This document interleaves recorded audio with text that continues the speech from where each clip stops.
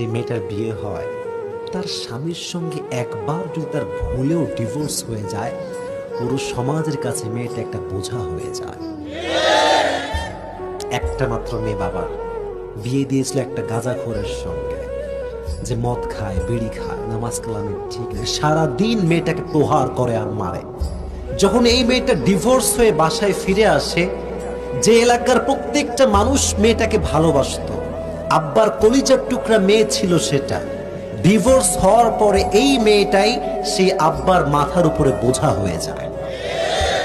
হাদিস শোনেন, রাসূল করিম সাল্লাল্লাহু আলাইহি ওয়াসাল্লাম বলেছেন, সবচাইতে উত্তম সাদকা হচ্ছে ডিভোর্সি মেয়ে যে বাসায় ফিরে এসেছে, তার উপরে কোন আব্বা, কোন মা, কোন ভাই যদি খরচ করে টাকা পয়সা তার জন্য, এটা হচ্ছে উত্তম সাদাকা। সুবহানাল্লাহ পড়ে, বোঝা মনে করবেন না।